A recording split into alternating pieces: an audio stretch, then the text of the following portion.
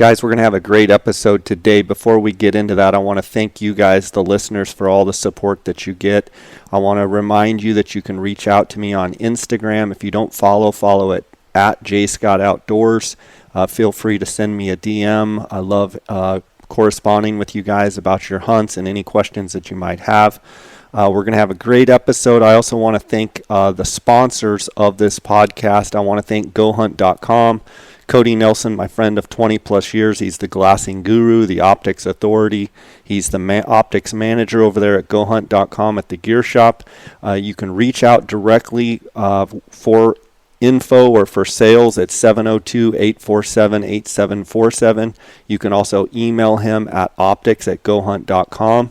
He also gets texts from my listeners on his cell phone, 602-399-3699. Feel free to send him a text if you're looking for a certain tripod or binocular or spotting scope or rifle scope, anything to do with optics. Give Cody Nelson a call or a text. I want to thank GoHunt.com also and remind you guys that the GoHunt maps, the mobile app mapping apps, are now available on iTunes and Android. They have real 3D. It's awesome 3D mapping on these mobile apps. You can get a free trial, a 7-day free trial, by going to gohunt.com/JScott. You can also check in the show notes. I'll have it linked up. You get a 7-day free trial. That gives you access to everything in the Insider, as well as let you look at the mapping apps both on the desktop and on your phone. You can also sign up by going to gohunt.com and just use JScott, and that's going to save you $50. You're actually going to get a GoHunt gift card, $50 GoHunt gift card when you sign up. So go check it out. Also want to thank Coues Ultralight Hunting. That's the gear that I wear on all of my hunts. Go to Coues.com to order the gear right there that are direct-to-consumer model.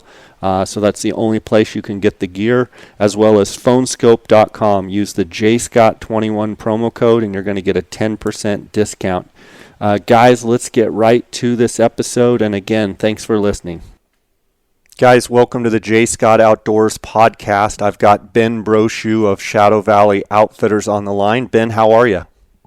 I'm great. How about you, Jay? Oh, I'm doing great. I'm looking forward to this fall season, but we've got a little bit of business to take care of with the applications coming up here on June 14th, where the window is slowly closing in, and I wanted to get you on the podcast to talk about primarily Coues deer, because you're a Coues deer fanatic down there in southern Arizona and some of the central Arizona units, and just go over your thoughts on the forecast and how things are going to be looking for this upcoming season. So why don't we go ahead and dive right into that? But before we do that, you have a background working with the Arizona Game and Fish Department. We've talked about that before on other podcasts.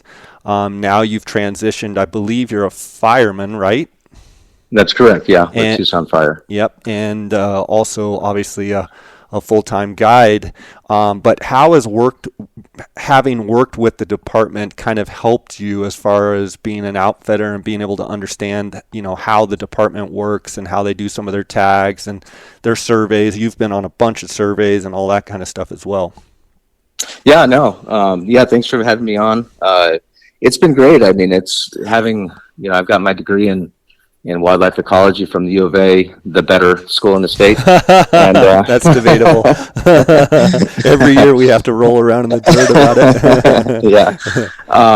And then so having the degree and then also having worked for the department, I worked for the department for 14 years in various different capacities. I was a game warden for 11 and was involved in all the, hunt recommendation process, survey process, everything. And so having that background has really helped, one, see what happens, on the ground from a survey effort to how that influences tag numbers and things like that, and then how the seasons are made up and what goes into the whole process. And I think probably one of the most beneficial things. It's just been learning actually how the draw works. And I think that's one thing that I would suggest to folks is look in the regulations and really understand how that draw works. A lot of people think that you have 5 equal choices, and that's not the case. So there was always a joke going around when I worked for the department that Game and Fish employees got more tags than Joe Public, and that was only true because people actually understood how the draw worked, versus a lot of people still don't understand what it takes to draw tags and how they should be structuring their application and so on and so forth. So yeah, and I know you like to talk to hunters and help them with that. So if anybody's listening out there and wants to go on a good hunt, you can talk to Ben about how that draw works if you're not crystal clear, and he can kind of help you with your choices. Ben, one of the things I like about what you guys do at Shadow Valley is you kind of categorize your hunts and make it pretty clear. It's not like you're hiding or hiding where you're going to go hunt. You pretty much say these are the top 5 or top 5, 6, 7, 8 units that we like, and this is why we like them. This is the specific hunt time frame for this unit or that unit. So what I figured we would do today is just kind of go through your list of the units that you guys like. You have a great group of guides, some of which I know really well, and just a great core group. So let's just go ahead and I'll kind of give you the floor, and we'll kind of let you dive into those specific units that you guys prefer. Yeah, no, I appreciate it. And I tried to change it up a little bit this year, and when we put forth the document you're referencing that kind of shows the top picks and and then how many points are required for non-residents to draw some of the trophy December hunts versus what hunts people, especially non-residents, can draw with, literally 0 points. I tried to go into it this year different in that rather than listing a top 10 numbers 1 through 5 and 1 through 10, just to give an overall top 10 units, because it really depends. And part of what we try and do with folks, not only with Coues deer hunts, but around the state with all types of hunts, is try and match up the actual hunt with people's expectations and physical abilities. And what I've found in the last few years is we've got some folks, especially some non-resident folks with a lot of bonus points that are looking to hunt Coues deer, and they're not as physically capable as they used to be. And so we can recommend units that they can still have a great hunt, see lots of deer, have great potential for harvesting a trophy quality animal. Whereas there are some other hunts too that honestly they have no business hunting in, just because of the physical limitation of some of those. So sure, we try and provide that individualized kind of one-on-one application, like structure for them. kind of. Correct, yeah. And it's not a one-size-fits-all type thing, and we try to build a hunt and an application to match the hunter and where they're at with bonus points and so on and so forth. So that's in looking at the list, that's where I tried to highlight the units that are more physical, so that people, if they choose to put in for those, they know what to expect and what and maybe what's expected out of them as well. So good stuff. In regards to some of the units, like the kind of top 10 that I listed are 6A, 23, 27, 29, 31, 33, 34A, 36, A, B, and C. And granted, there's a lot of units both in central and southern Arizona that will produce trophy quality deer. So don't think this is, it's an all or nothing. You can kill a trophy quality deer out of any unit in Arizona. These are just kind of our picks for a number of reasons, especially just kind of looking at it across the board. These are units that kind of check a number of different boxes for folks. So let's just go through each one. You started, I believe, with 6A. Yeah. Talk a little bit about 6A. So 6A is a unit that it's starting to produce a lot of great deer. It has been producing some great deer, but it's one of those where, those central Arizona units, you get a chance for not only some of those kind of forest Arizona chaparral type bucks that live in these super heavy forested areas, and then they come out of the woodwork during the rut time. Prior to the rut, sometimes these deer aren't even visible a lot of the times, and that's part of the reason why they're growing so large.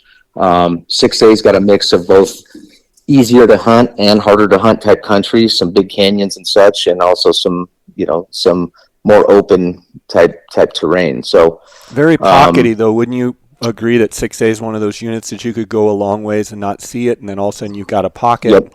And then you go a ways, you don't see deer, and then boom, you've got another pocket.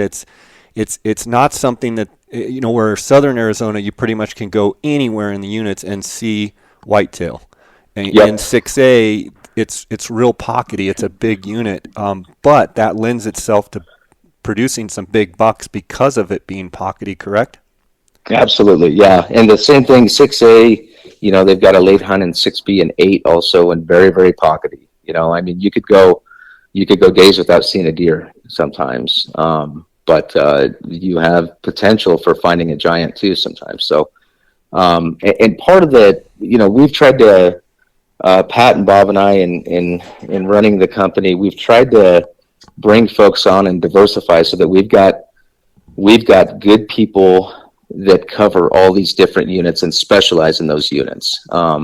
So we've got coverage in all, every unit in the state. We've got good guides that know each unit well.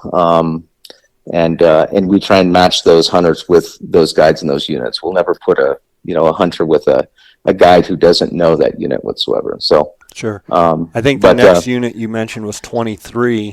Talk a little bit about 23.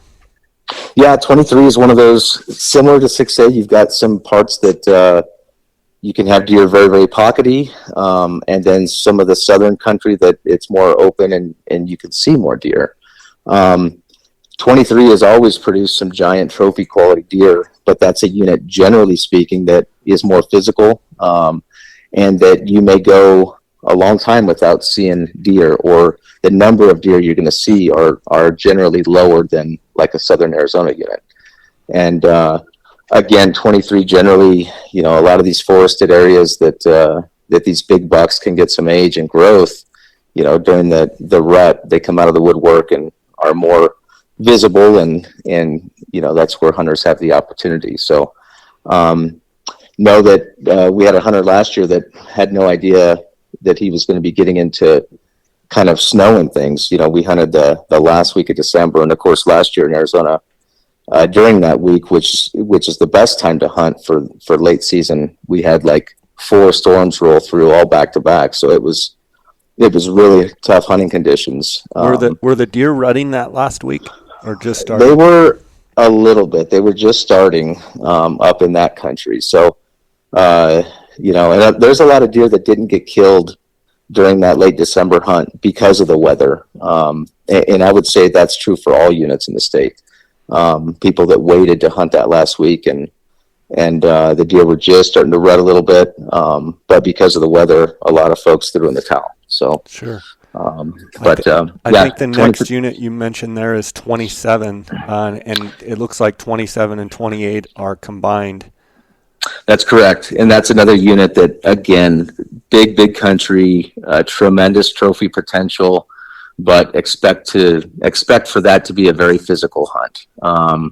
27's what I would say is probably the most remote country in unit in the state in terms of Coues deer hunting, and you can literally get away from anyone and everyone in that unit, but just be physically prepared to do that. 27 is kind of like 23 in that it's got that mix of kind of upper elevation timber ponderosa pine stuff all the way down to lower Arizona chaparral, and you can have deer all through all of that country. And so big glass, picking stuff apart. You'll have pockets of higher density deer, but then also pockets of low density deer, and always chances for great bucks because of just the terrain associated with that unit. 29. 29 is another one we like a lot because of all the different burns that we've had in various different years. So it produces a lot of different different stages of that kind of successional growth of vegetation.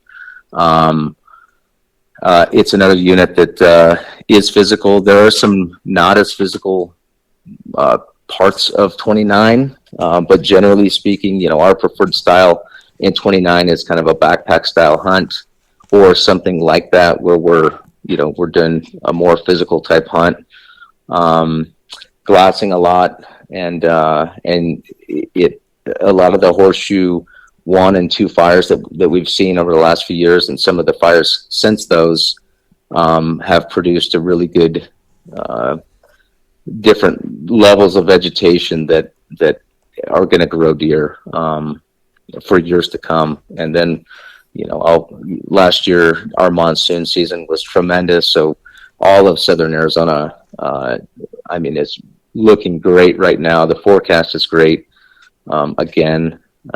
So yeah. Do you think the good monsoon last summer has held over, even though the winter has been fairly dry? Yeah, for sure. I mean, there's a lot of ground cover out right now. I wouldn't be surprised if we have some big wildfires this year, especially with some of the storms that are popping up right now. But yeah, there's a lot of ground cover, and it's funny because I actually talked with, I know a rancher really well up in Unit 23. I talked with them probably a month ago or so, asking about what they thought about conditions up there. And he said that it's the wettest that they've ever seen it in decades, despite having been so dry.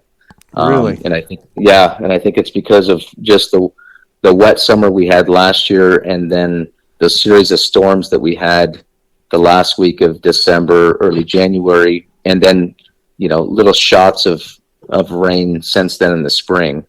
I think that really just has led to the conditions that he's seeing up there. So gotcha. Yeah, so it was kind of interesting news from kind of a ranching standpoint, and they ranch a lot of country, and I think they're more a better gauge of terrain and habitat quality than a lot of things that you can read online. I think the next unit you mentioned was 33.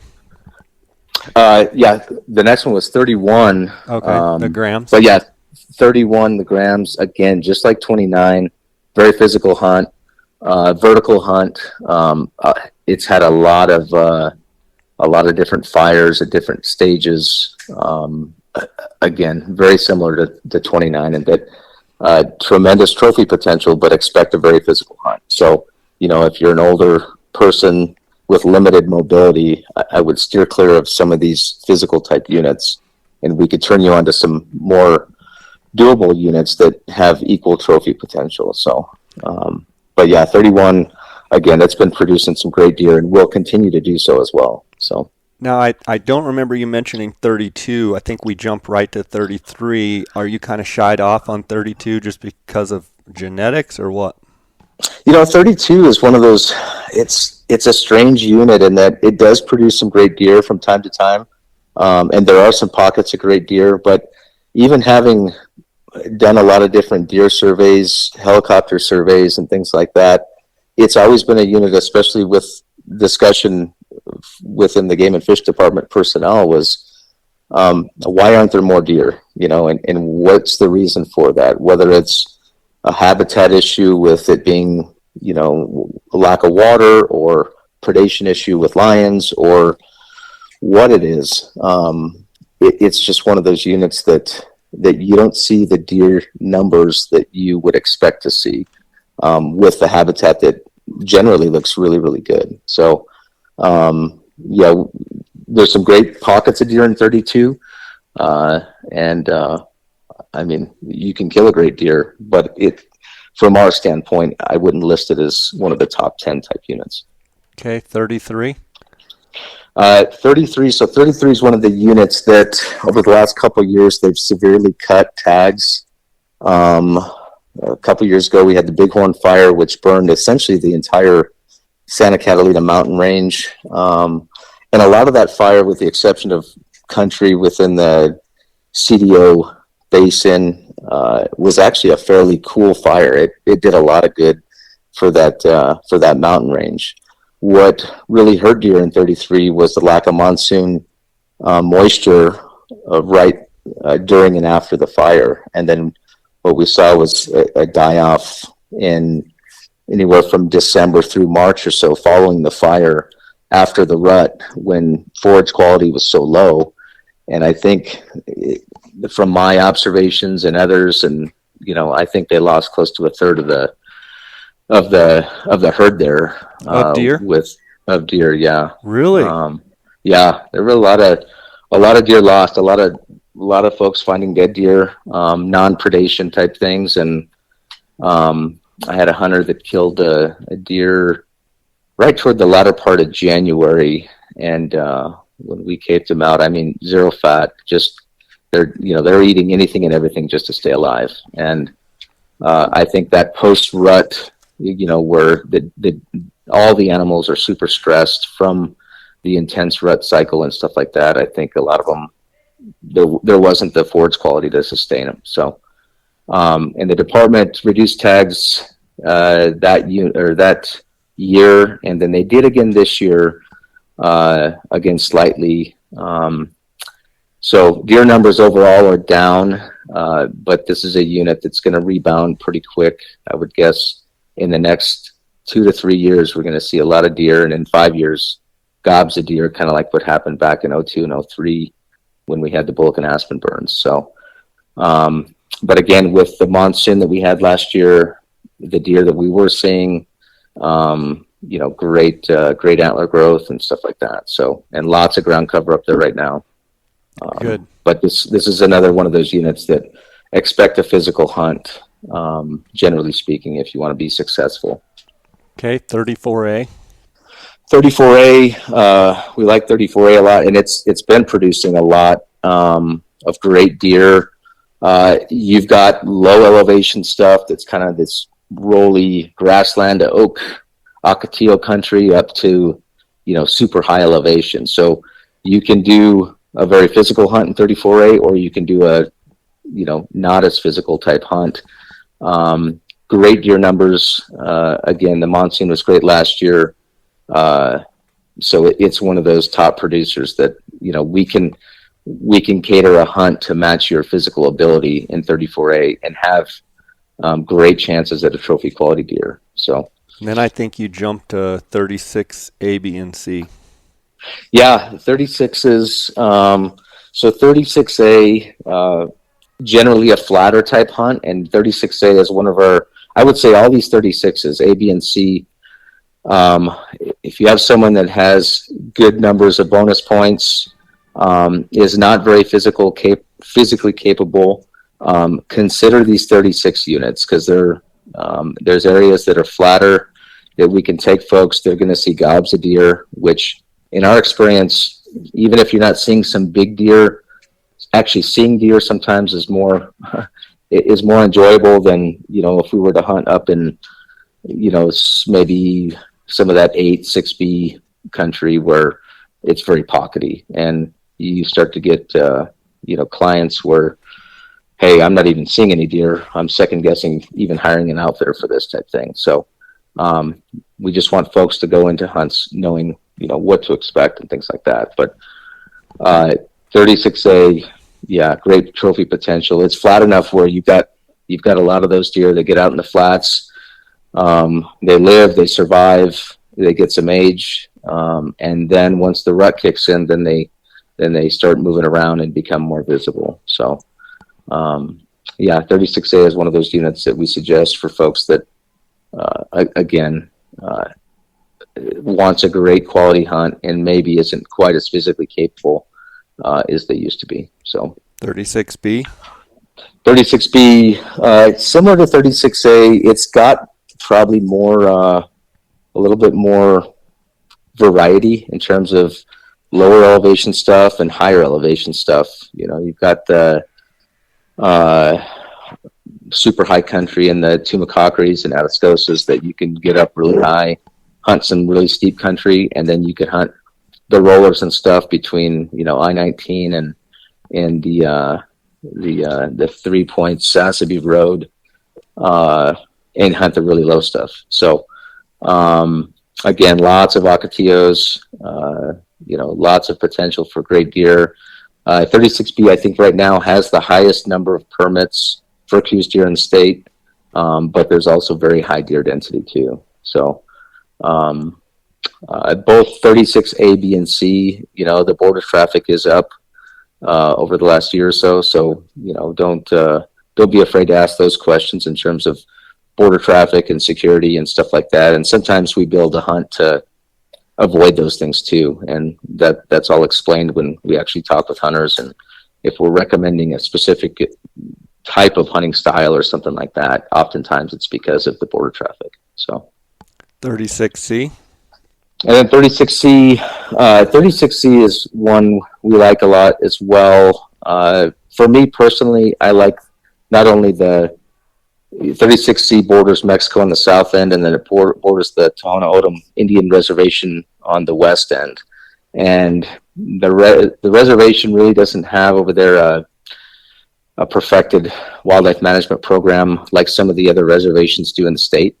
So oftentimes what you see some of these giant deer coming over from the reservation and from Mexico as well, rutting around in 36C.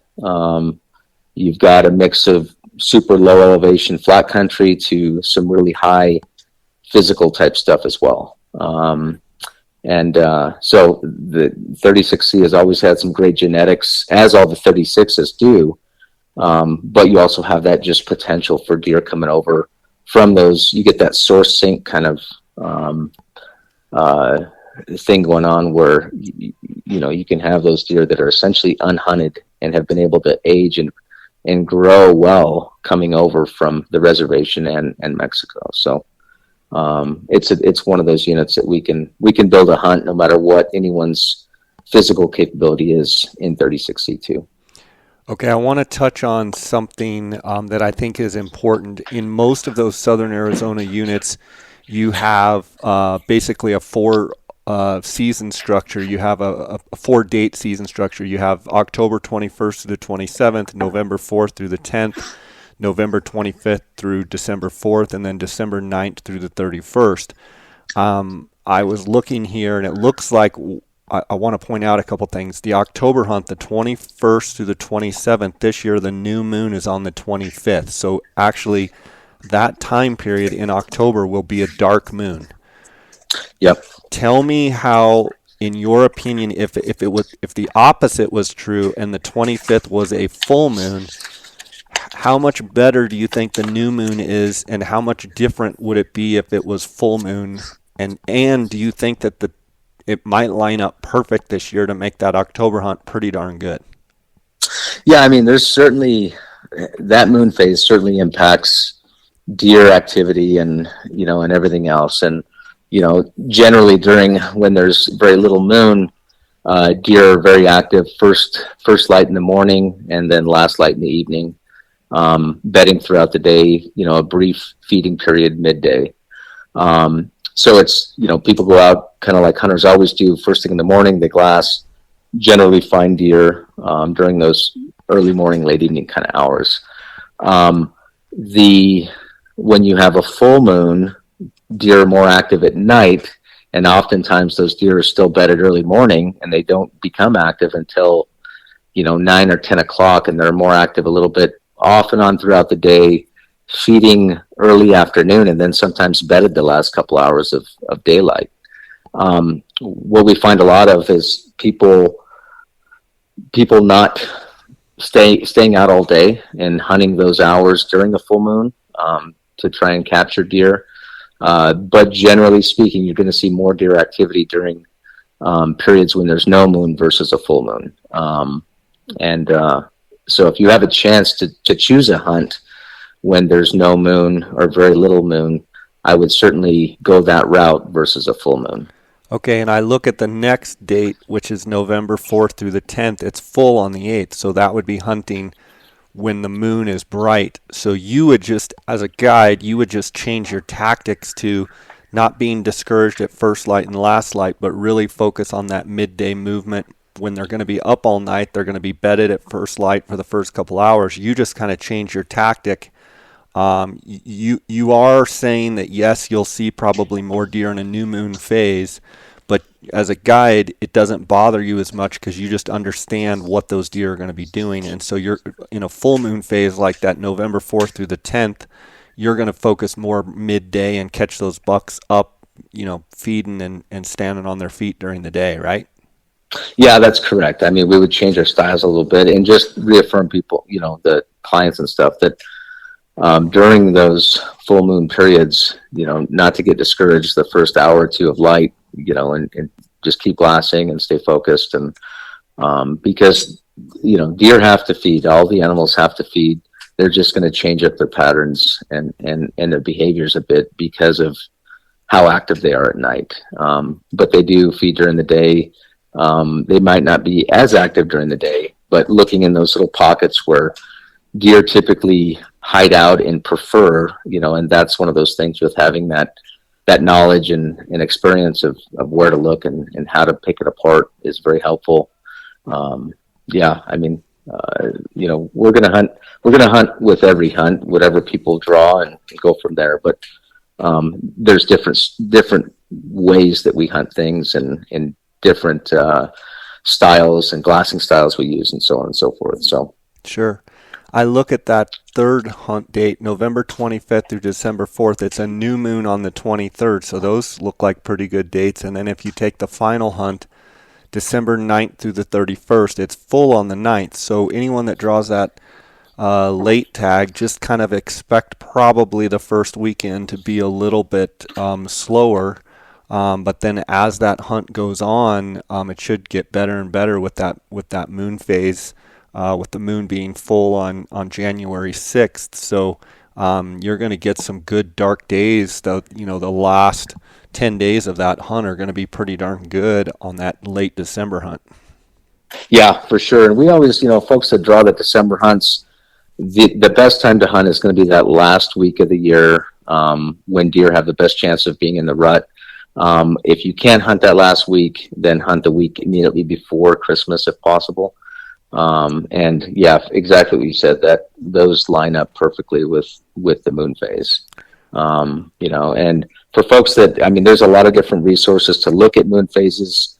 Epic Outdoors, they put a magazine out, and I think it's on page like 4 or 5, on all their magazine, printings. They have the moon phase for that year, which is very helpful. So Okay, I also want to talk about I appreciate your time, but I want to finish here on your season success last year, and I also want you to touch on the archery hunts, the August and December archery hunts coming up. yeah, so last year we had, from a Coues deer standpoint, we had a great year. We killed some great deer. I think the biggest we killed was 122, and that was one of the 36 units. But killed a bunch of great over 100-inch type deer.